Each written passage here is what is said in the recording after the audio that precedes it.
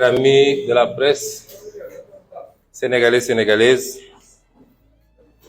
bonjour. Nous vous avons conviés aujourd'hui pour un exercice de communication avec le peuple sénégalais,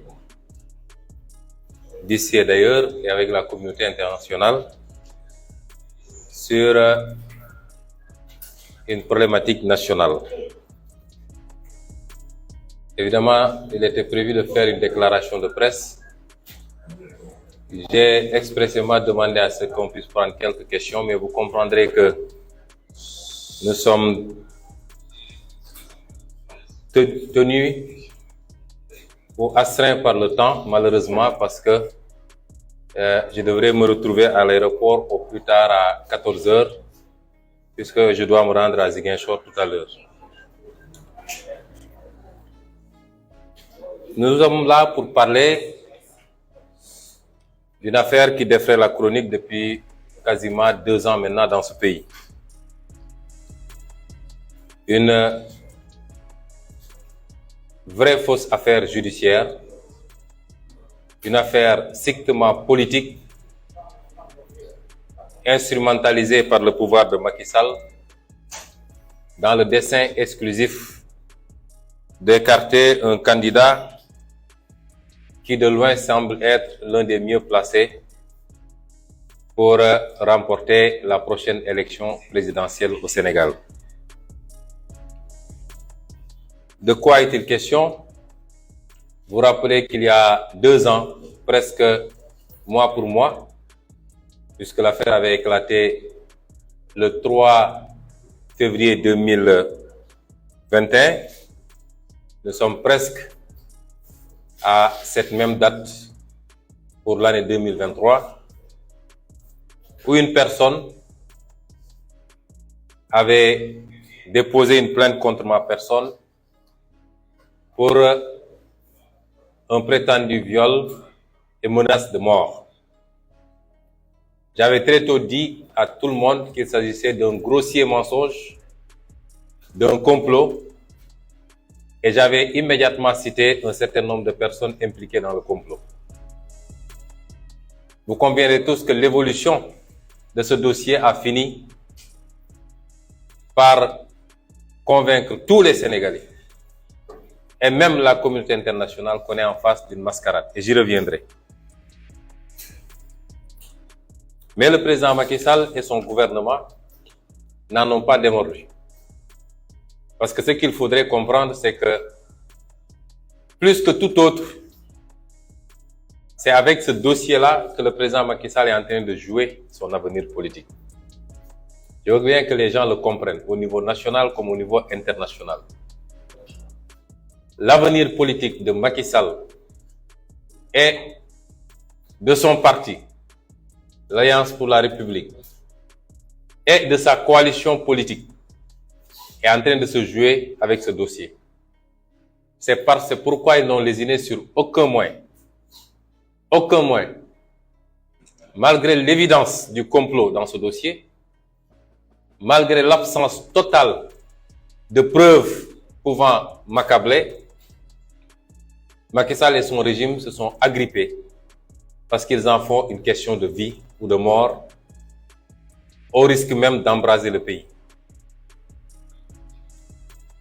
Je voudrais dire qu'on est là dans la poursuite, dans la continuation du scénario d'une dame appelée Dior Diagne, qui se trouve être l'épouse, m'a-t-on dit en tout cas, de M. Antoine Diome, ministre de l'Intérieur de Macky Sall. Pourquoi je dis cela? Parce qu'on a tendance souvent à oublier, il est bien qu'on recontextualise un certain nombre de choses. Dès l'éclatement de cette affaire, Madame Dior Diagne avait fait fuiter un SMS dans lequel elle définissait le plan qui était le leur. Dans ce dossier DSK, il ne faut surtout pas l'arrêter ou l'emprisonner. Le pays et les Sénégalais d'ici et de l'étranger vont manifester. Le pays sera enfermé dans un cycle. Il ne faut surtout pas l'arrêter. il faut l'inculper, le convoquer, que les juges lui posent des questions, qu'on programme le procès et qu'on lui arrache un aveu, ne serait-ce que d'une relation sexuelle, ce qui va le discréditer définitivement aux yeux des Sénégalais. Ce message, vous l'avez tous lu et vous l'avez vu. On est exactement dans le déroulement de ce schéma qui n'a rien à voir avec un dossier judiciaire. Nous avions très tôt cité les acteurs du complot. M. Mamour Diallo, et vous avez tous entendu des audios qui l'incriminent. Vous avez entendu des témoignages qui l'incriminent. Et tout ça est entre les mains de M. Maham Diallo, que je ne considère pas comme un juge d'instruction, mais j'y reviendrai. J'avais cité l'avocat Maître Gabisso. Quand je disais tout ça en février 2021, il n'y avait pas encore tous ces éléments de preuve. C'est ça qui est important. Et par la grâce de Dieu, chemin faisant, des éléments de preuve sont sortis jour après jour, semaine après semaine, des éléments accablants, des éléments incontestables pour venir étayer le complot et désigner les responsables de ce complot. J'avais cité tous ces gens-là. J'avais cité M. Serigne Bassirou Gueye comme étant un éminent élément, procureur de la République. Le procureur de la République, Serigne Bassirou Gueye, que j'avais cité comme étant un éminent acteur du complot. Et l'histoire l'a prouvé parce que le rapport interne de la gendarmerie a prouvé qu'il a traficoté le PV de la gendarmerie pour pouvoir me charger et y enlever des éléments à décharge. J'avais cité beaucoup d'autres éléments et j'y reviendrai. Je voudrais que les Sénégalais ajoutent à cette liste, à partir d'aujourd'hui, M. Omar Maham Diallo. Cet homme n'est pas un magistrat, ce n'est pas un juge, et c'est un danger pour le pays.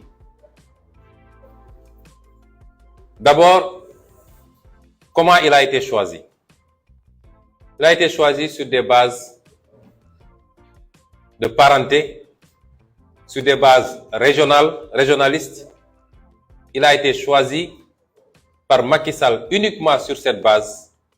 Et ce n'est pas nouveau dans la manière de Macky Sall de conduire les choses pour venir faire le sale boulot qu'il a fait. Ensuite, pourquoi il a été choisi? Il a été choisi parce que dès l'éclatement de ce dossier, rien ne disait que M. Omar Maham Diallo hériterait de ce dossier. Il était un juge à Ziguinchor.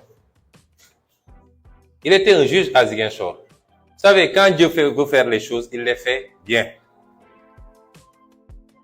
Parce que rien ne pouvait faire penser que M. Samba Sall, qui était relativement jeune, allait décéder dans le temps qu'on connaît et que peut-être Macky Sall, après avoir cherché pendant 8 mois l'homme qu'il lui fallait pour exécuter la sale besogne, allait chercher Omar Maham Diallo à Ziguinchor. Et c'est parce qu'il ne s'y attendait pas qu'il avait publié sur sa page Facebook un texte à charge contre ma personne.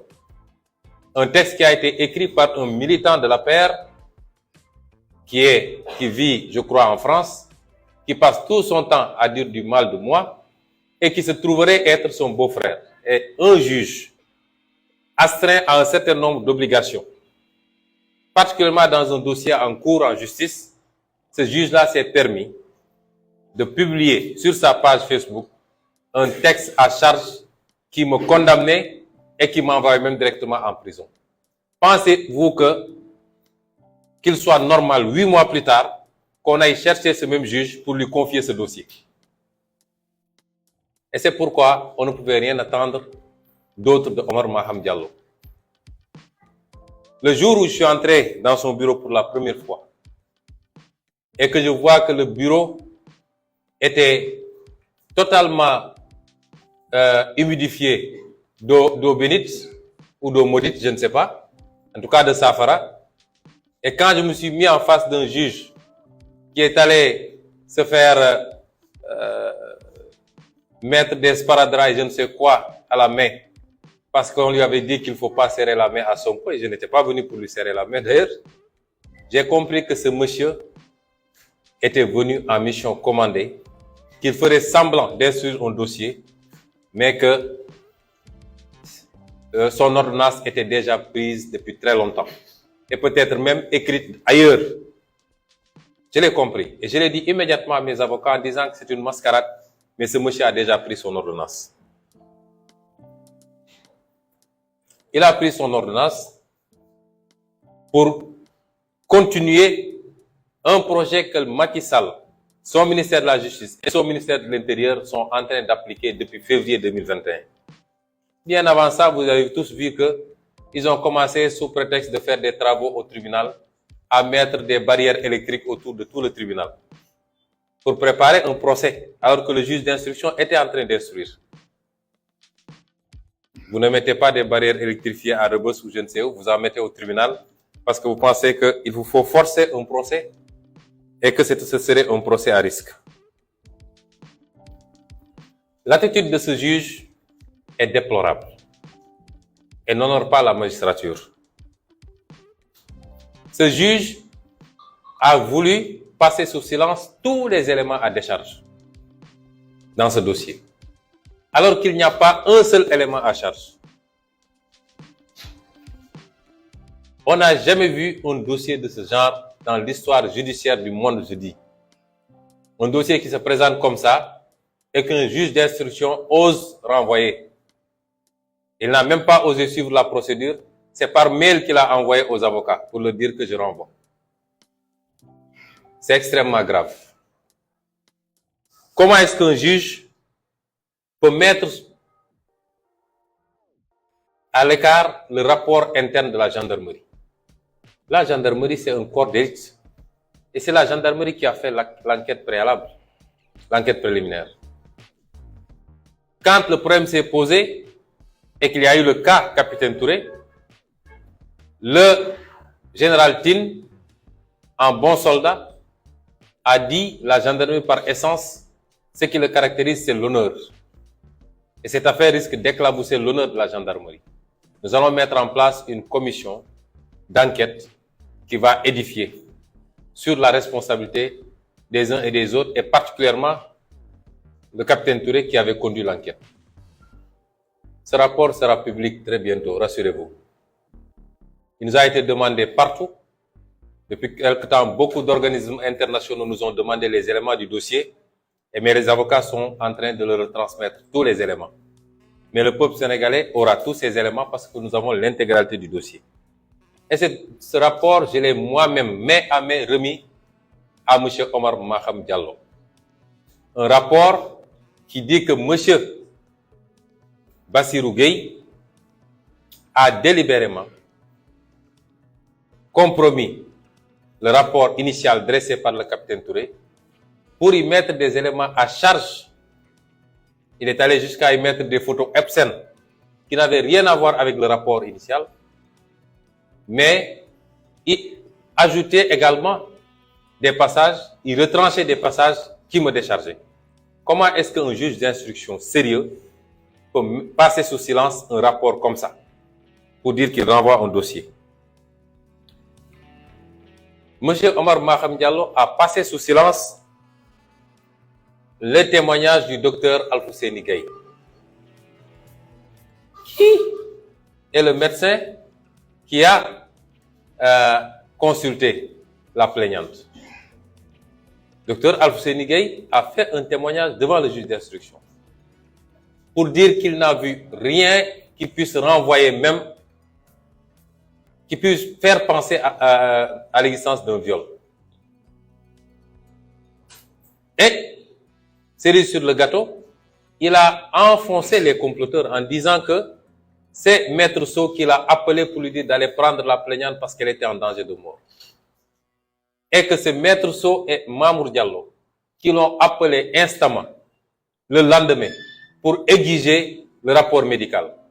Et qui ont envoyé une personne avec un sac plein d'argent pour essayer de le corrompre dans le sens de l'établissement d'un rapport de complaisance. Comment est-ce qu'un juge d'instruction peut passer sous silence des témoignages aussi accablants et aussi à décharge pour renvoyer un dossier en jugement? Comment ce juge d'instruction a pu passer sous silence un certificat médical que tout le Sénégal a vu? Un certificat médical établi par ce même docteur Gaye, qui aujourd'hui est menacé de mort et persécuté. Sa voiture a été attaquée. Il a déposé des plaintes à la gendarmerie. Personne n'a daigné réagir. Comment est-ce qu'un juge d'instruction sérieux peut passer sous silence ce certificat médical qui écarte toute possibilité de viol? Je crois que désormais, il faut que tous les Sénégalais sachent qu'ils sont en danger. Qu'aujourd'hui, ce n'est plus la peine d'amener des preuves en justice parce que ça ne sert à absolument rien.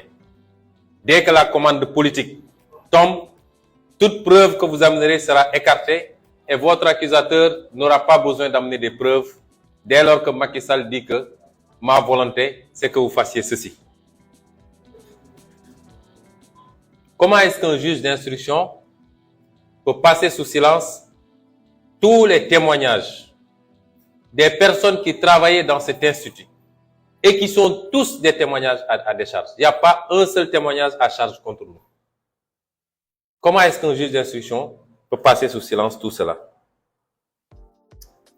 Comment est-ce qu'un juge d'instruction peut passer sous silence les témoignages du capitaine Touré, qui est à la base du PV, qui a servi à sa saisine, même si ce PV a été compromis par Serigne Bassirou Gueye? Ne serait-ce que pour ces deux raisons, ce dossier n'aurait jamais dû atterrir là où il est. C'est-à-dire le PV qui a servi à saisir le juge d'instruction est un faux. Vous ne pouvez pas instruire sur la base d'un faux. Et la deuxième chose, le juge qui a hérité du dossier est disqualifié pour le faire parce qu'il est partisan. Il avait déjà pris une position sans connaître le dossier et sans que le dossier lui soit affecté. Il avait pris une position pour m'envoyer en instruction. Comment est-ce qu'un juge d'instruction peut ignorer les témoignages du capitaine Touré? Comment est-ce qu'un juge d'instruction peut faire l'omerta sur les éléments importants qui ont été versés par M. M. Signas?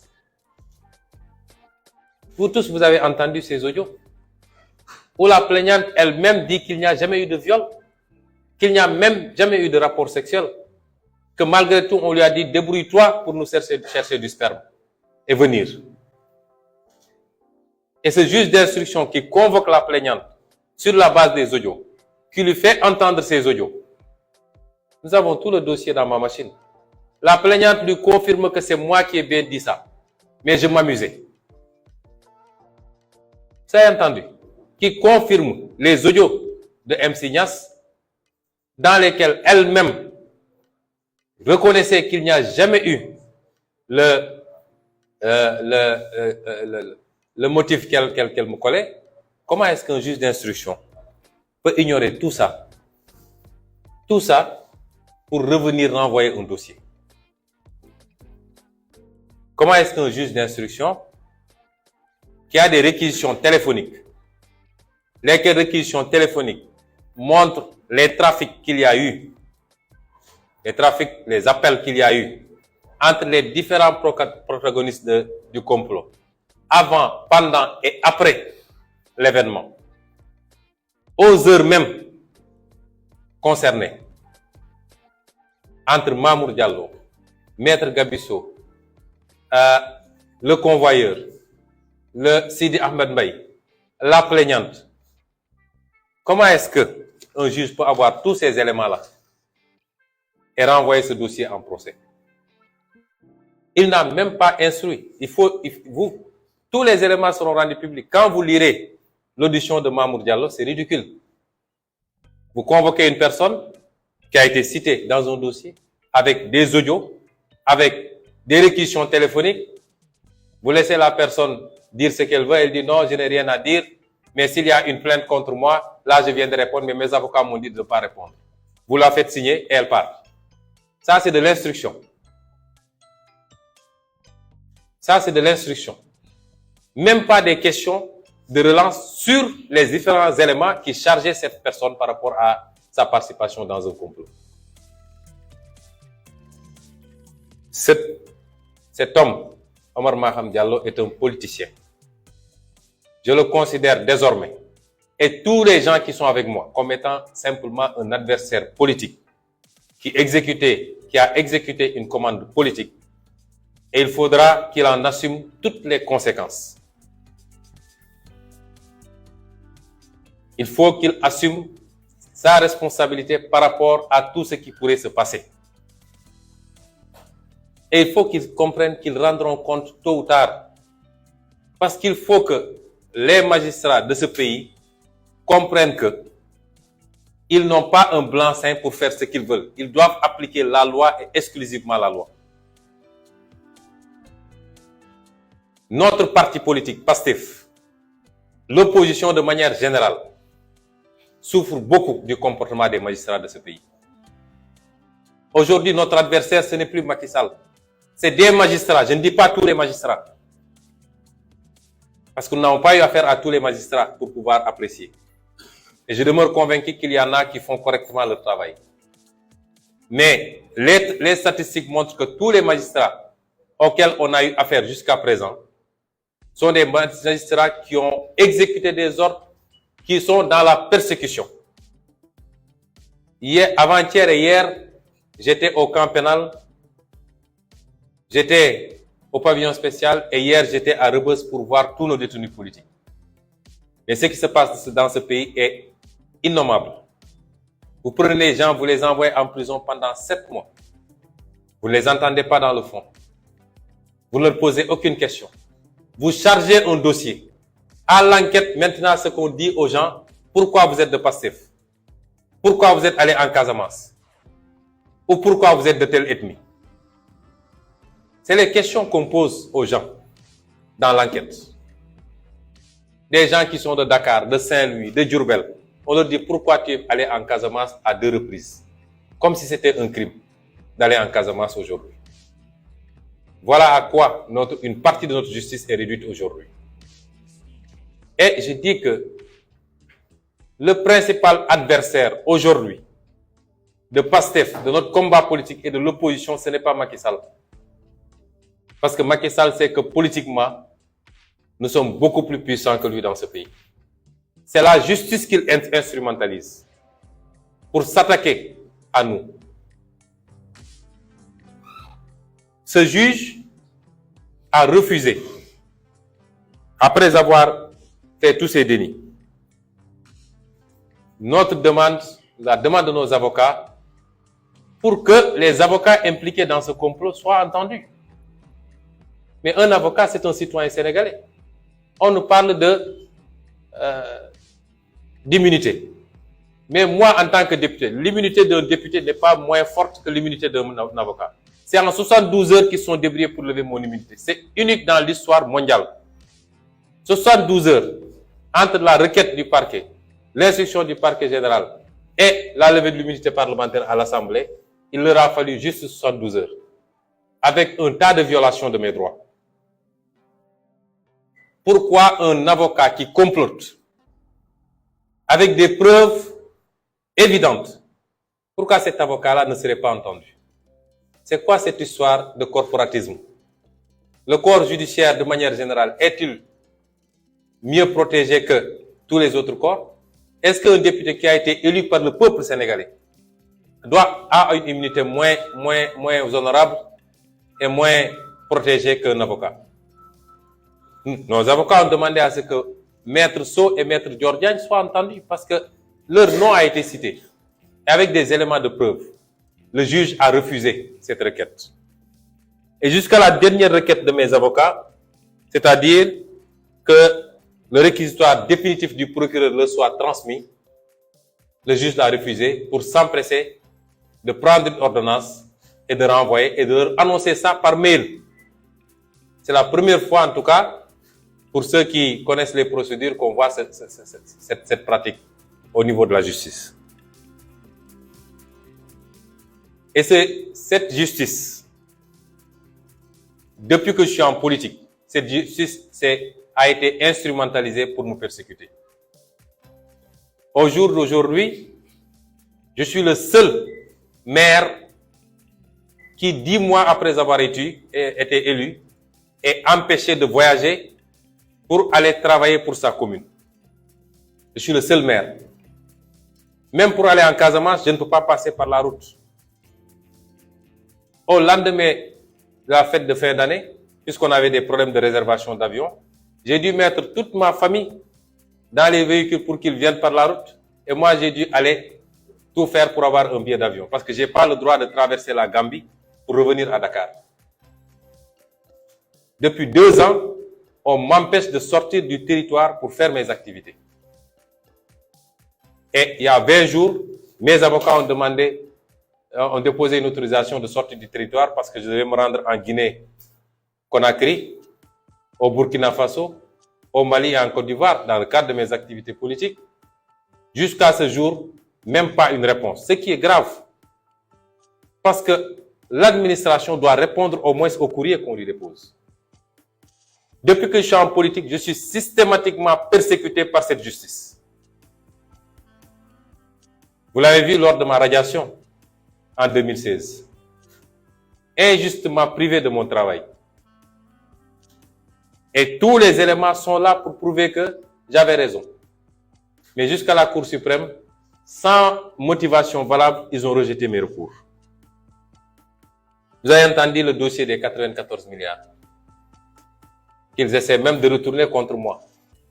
Et c'est ce même procureur de la République, M. Amady Diouf, qui avait préféré classer sans suite quand il était à la chambre d'accusation. Alors qu'il y a un rapport de l'OFNAC.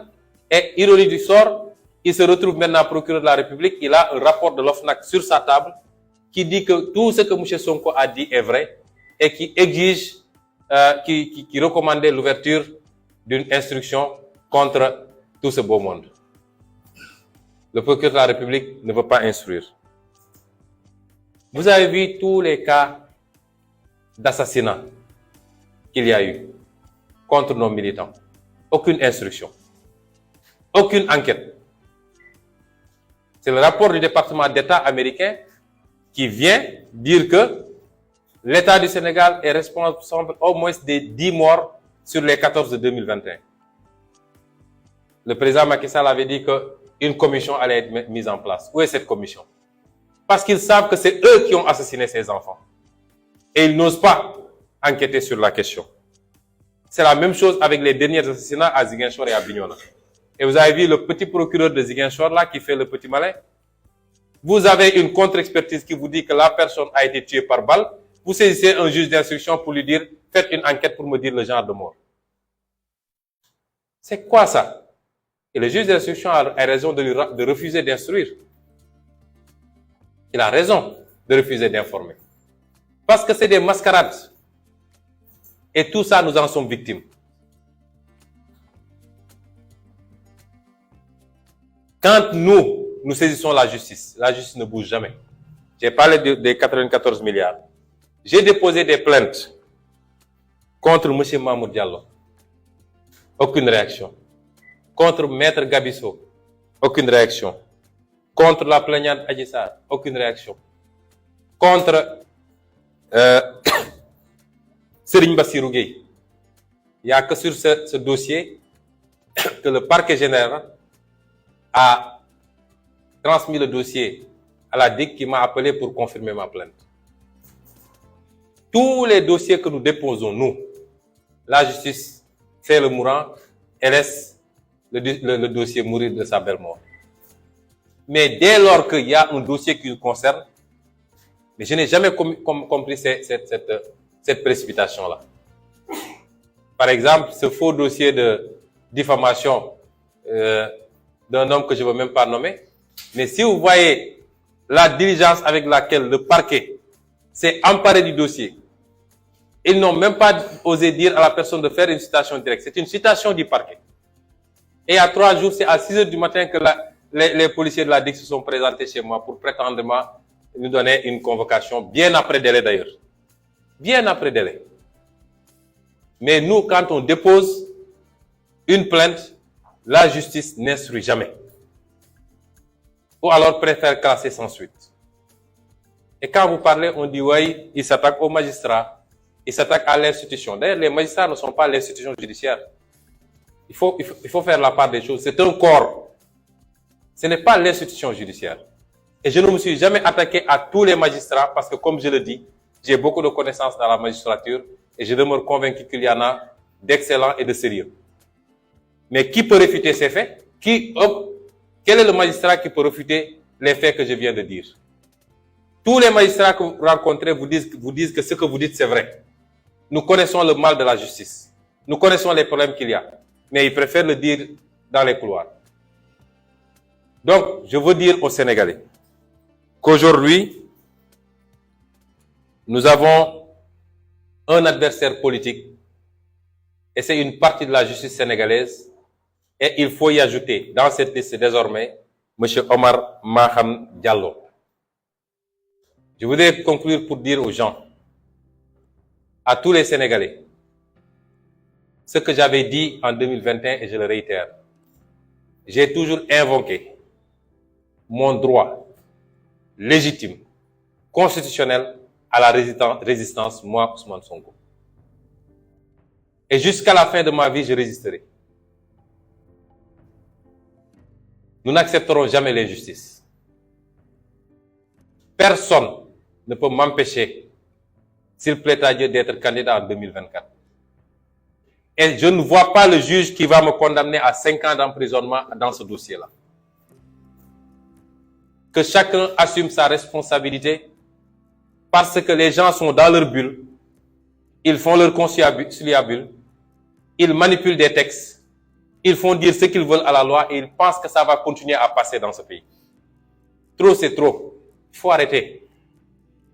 Tous les gens qu'ils ont jetés en prison, c'est des pères de famille comme eux. C'est des fils de quelqu'un comme eux. Vous ne pouvez pas prendre des gens pour les envoyer en prison sans aucune base et vous rentrez tranquillement chez vous, retrouvez votre femme et votre enfant. C'est ces frustrations cumulées qui peuvent conduire ce pays à des situations qu'on ne souhaite pas. L'injustice est le nid de tous les comportements agressifs.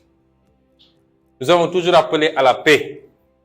Dans un pays, la justice est le dernier rempart de la stabilité sociale. Lorsque cette justice s'agenouille, lorsque cette justice s'aplatit devant le pouvoir exécutif, il n'y a plus de rempart contre l'injustice. Et je voulais dire également que pour nos vis-à-vis de l'affaire, je ne parle même pas de Benno Bokk Yakaar. Ce pays-là, nous l'avons en partage. Et il y a des choses qui se passent depuis trop longtemps. Ça ne peut pas continuer. Cette campagne d'invective, d'insultes, de diabolisation, cette utilisation de tous les leviers pour s'attaquer à des adversaires politiques qui n'ont commis aucun crime, si ce n'est d'avoir des idées contraires, il faut que ça cesse. Parce que nous habitons tous ensemble dans ce pays. Et vous savez que nous pouvons faire ce que vous êtes en train de faire. Les milices que Macky Sall a montées, nous les connaissons. Nous connaissons ceux qui les dirigent. Ceux qu'ils amènent à Ziguinchor, nous les connaissons. Nous savons même où ils logent. C'est dans ce pays que vous voyez des milices qui ont été entraînées, qui circulent avec des grenades lacrymogènes et des armes, qui les utilisent devant les forces de l'ordre et personne ne bouge. Aucun policier n'ose les arrêter. C'est ça le régime de Macky Sall. Et au-delà, enfin, rappelez aux Sénégalais aussi qu'il faut qu'on évite les diversions. Nous mènerons les combats que nous devons mener. Mais tout ça, c'est pour faire oublier le rapport de la Cour des comptes et les autres à venir. Parce que le Sénégalais est très émotif, il a tendance à oublier rapidement. Tout ça, c'est pour faire oublier le rapport de la Cour des comptes. Et depuis quelques jours, depuis 2 ou 3 jours, d'ailleurs, même la presse a oublié, n'en parle plus. Or, c'est ça le vrai problème du Sénégal. C'est ça qui justifie la situation catastrophique que nous vivons. Tout ça, c'est pour faire oublier la hausse des prix. On augmente tous les prix dans ce pays. L'électricité, le carburant, tout ce que vous voulez. On veut que vous, les Sénégalais, vous oubliez cela. et que vous continuez à souffrir, mais à rester à commenter sur d'autres choses. Tout cela, c'est pour faire oublier cette série tragique d'accidents avec son lot de morts qui engage la responsabilité directe de l'État, puisque c'est une mauvaise politique en matière de parc automobile, en matière d'infrastructures routières, en matière de contrôle technique qui nous conduit à cette situation-là. C'est ça l'objectif. Et il ne faudrait jamais, certes ce combat est important pour nous tous, mais il ne faudrait jamais qu'on l'oublie, la grande question de l'heure. Et je voulais terminer pour dire que nous allons continuer nos activités parce que nous préparons 2024. La semaine prochaine, dès mon retour de Ziguinchor, Inch'Allah, je reprends le Nemmekou Tour, mais nous invitons tous les patriotes et tous les sympathisants au méga meeting de ce dimanche à Keur Massar.